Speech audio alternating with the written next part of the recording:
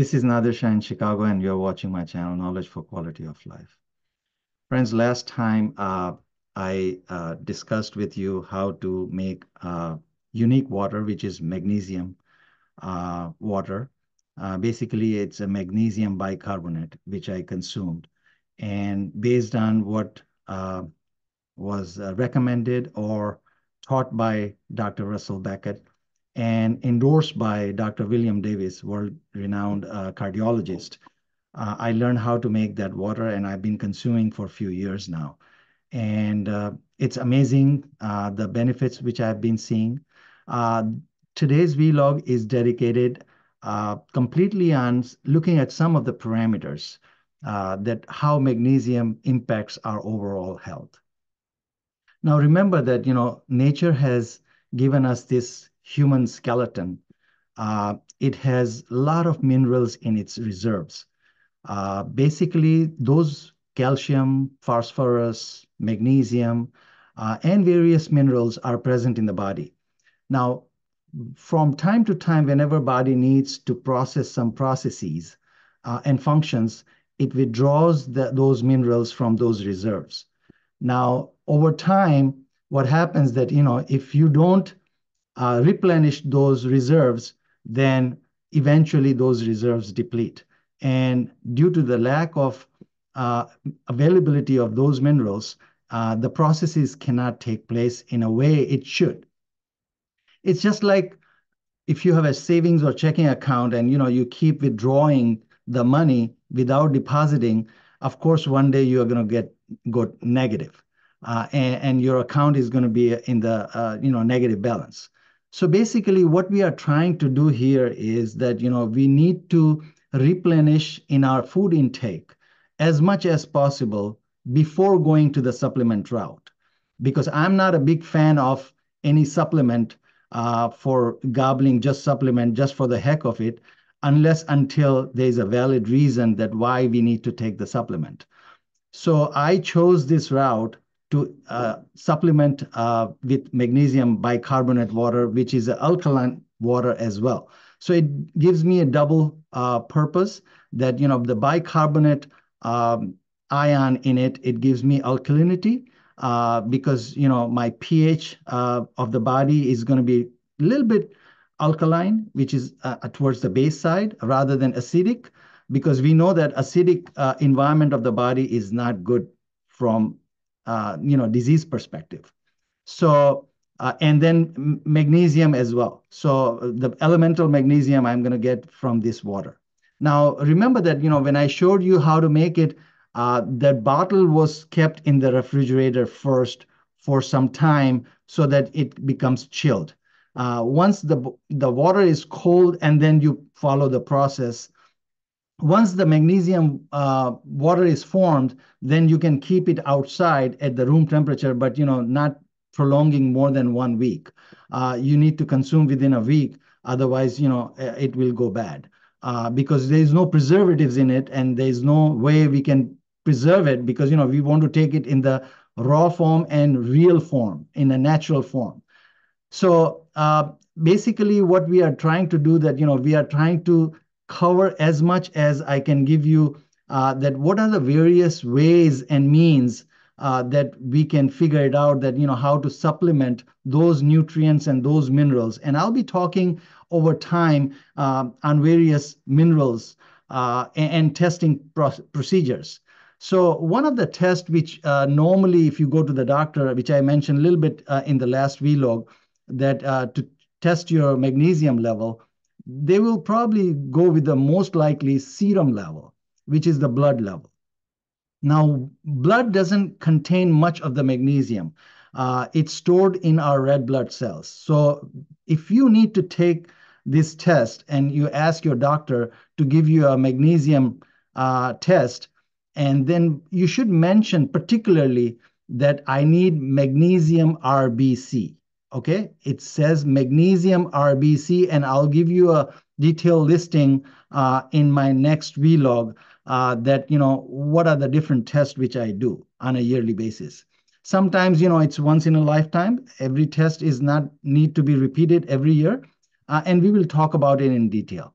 So basically, today's vlog is on importance of magnesium, why magnesium is important for our health and various ailments, in avoiding various diseases. So let me share my screen here.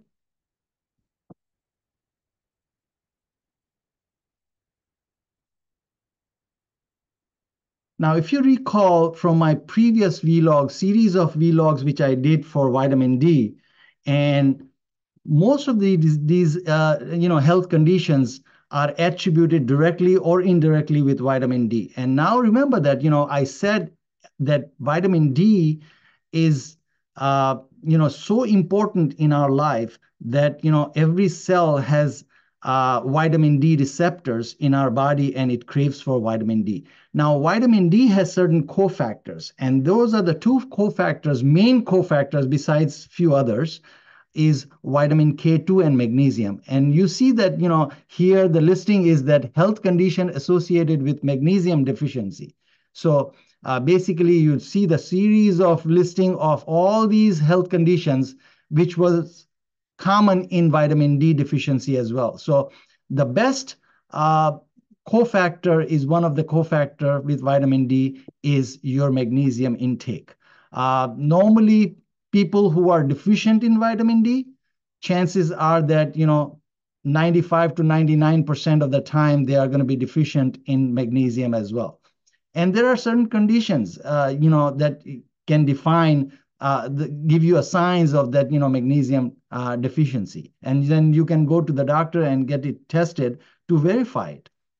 So aging, longevity, anxiety, asthma, atopic dermatitis, cancer, cardiovascular disease. These are the various conditions of cardiovascular. Within cardiovascular, these are the different conditions of various types of cardiovascular issues. Then cataract, glaucoma, chronic kidney disease, dialysis. Of course, it's related to your HbA1c, your metabolism of glucose. So, we will see in the next slide, depression. It has a neuro effect, and cholesterol and triglycerides. All these diseases, you can see that, muscle cramps. If sometimes, you have a muscle cramps, you cannot sleep well, it has effect on, poor sleep is a sign of magnesium deficiency. So these are the different listing, and then it has also outcomes in prenatal and newborn outcomes, as we saw in case of vitamin D. So this is the very holistic mineral. That's why we say magnesium is called by the scientists as master mineral. So there are many minerals which is required for our human body to function, but magnesium is dedicated a name as a master mineral. So let's go to the next slide.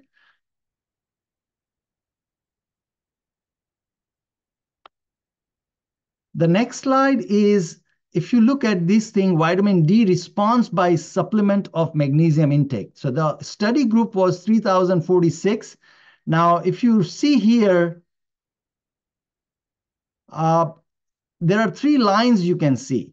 So the green area, the green zone is, you remember that, we talked about earlier in the previous vlogs that, optimum level of vitamin D is between 40 and 60 nanograms per milliliter. So if you look at here, that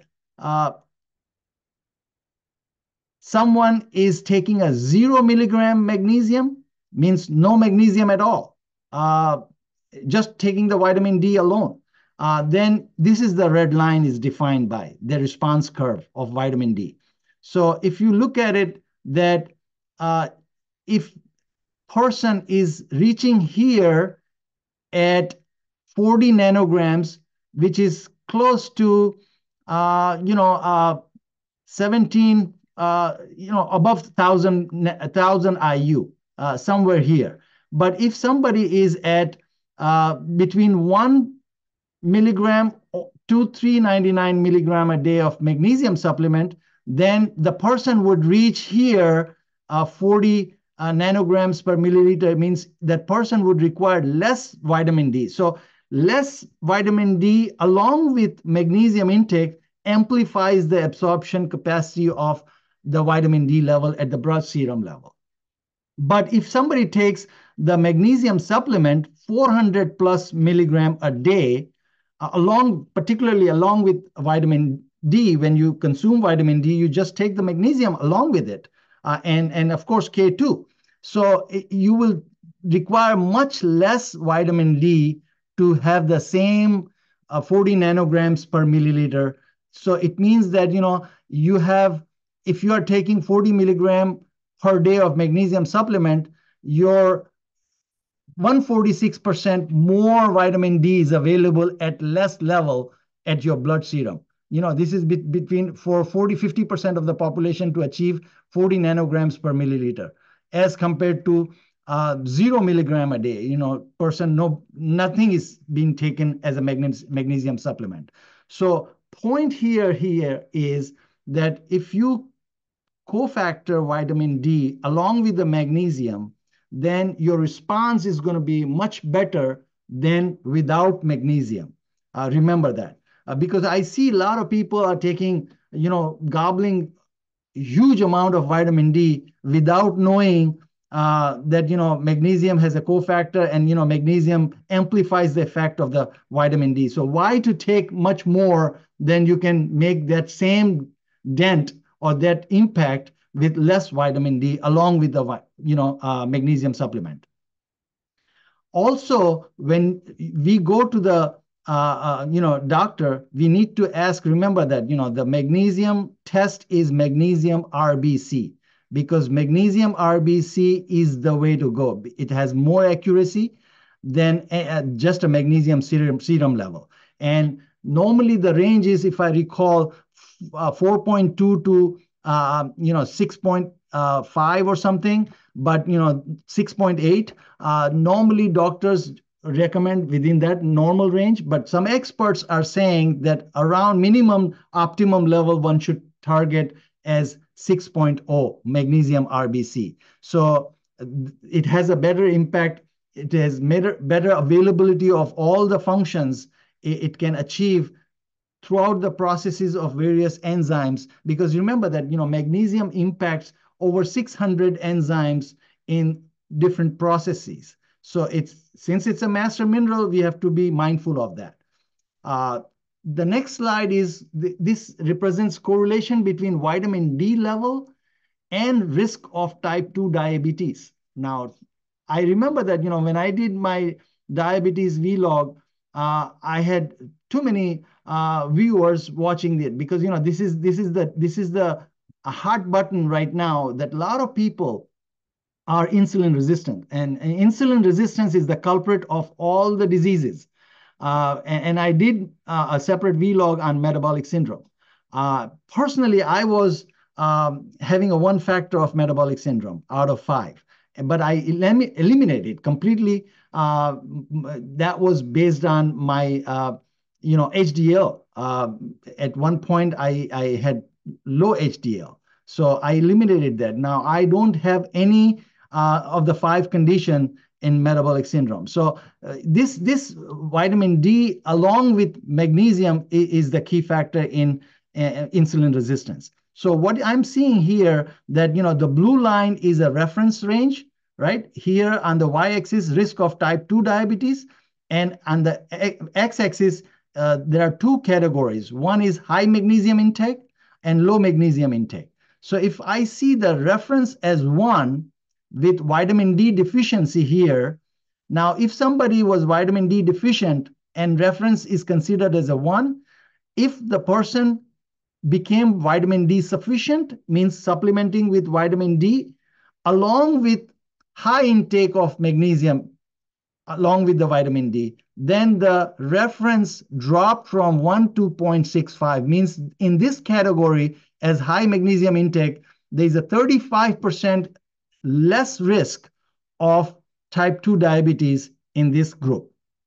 And with low magnesium intake, same concept here, vitamin D deficient, reference is 1, with person becoming vitamin D sufficient, but he's taking or she's taking low magnesium.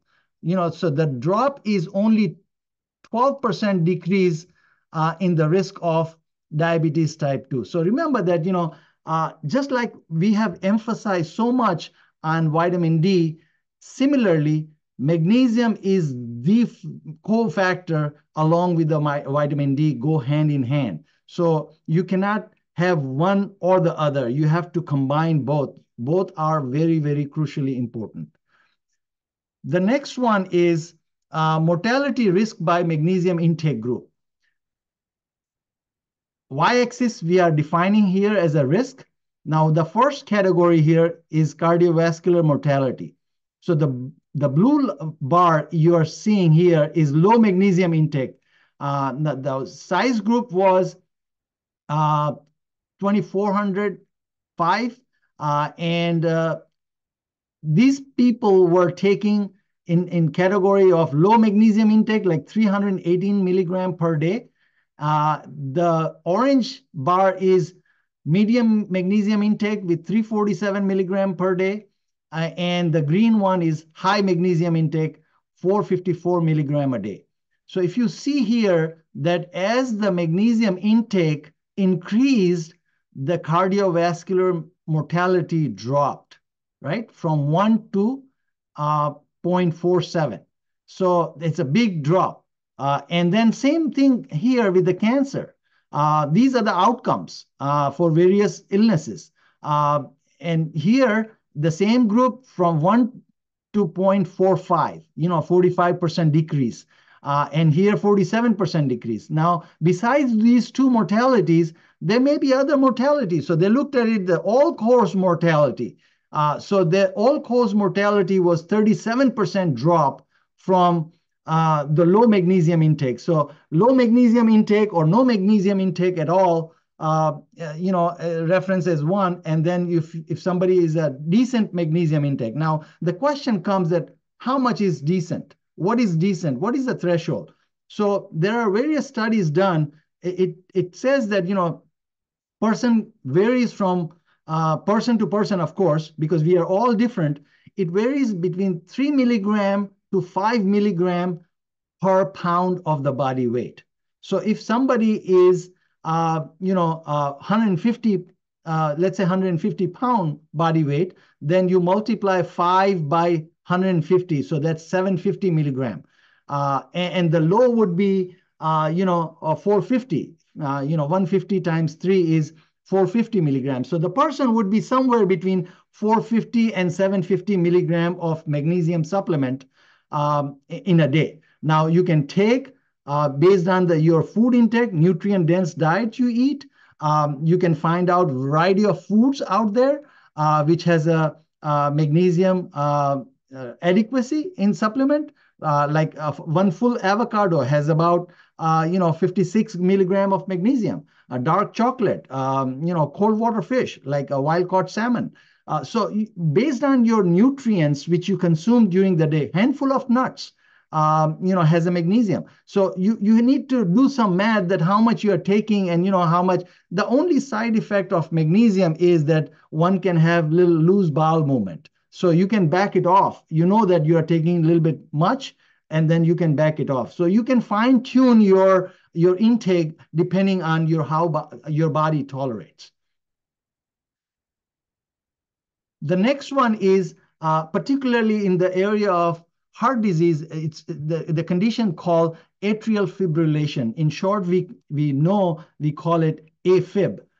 So the y-axis is a hazard ratio for atrial fibrillation, and the x-axis is lowest quartile, second quartile, third quartile, and highest quartile. So a person, let's say people who are in the highest quartile, people were taking maximum magnesium supplement. Their hazard ratio was 1, and the people who are taking no magnesium or lowest magnesium at all in the lowest quartile, their hazard ratio was 1.54.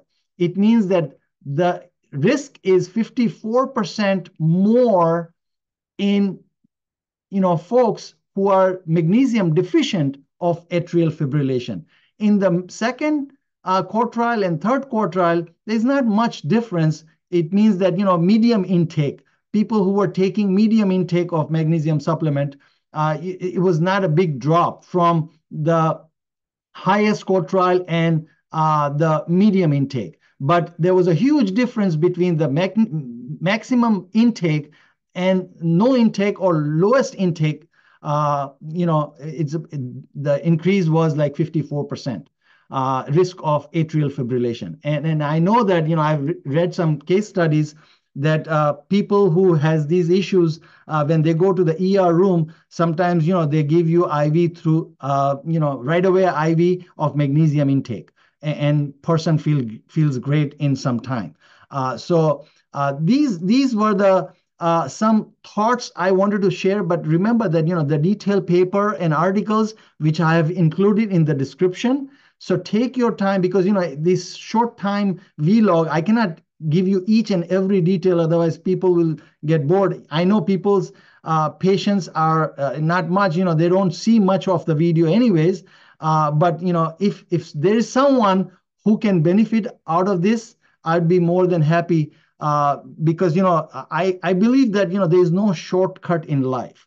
You have to take care of your health, and it's at the end of the day, it's your health.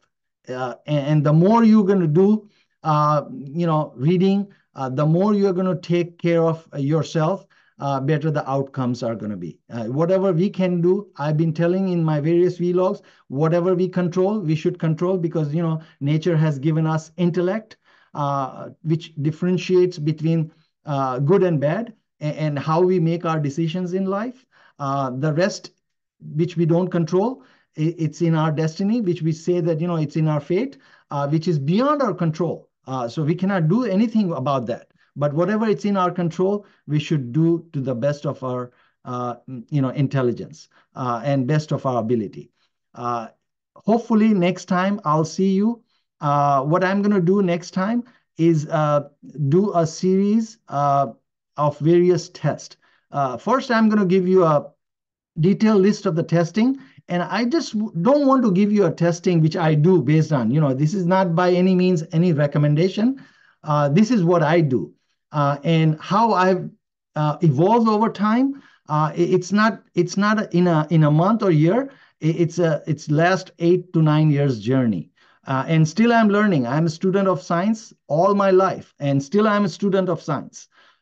So I'll share whatever, because this channel is all about sharing the best practice, and sharing the knowledge, because, I test, I calibrate, I redefine my diet, I test again, and I see what are the differences I'm getting. And then I customize things based on my body demands. So I'll give you some input that, what my journey is. Maybe it will be a footprint for you. And you will get some guidance from it. Hopefully see you next time.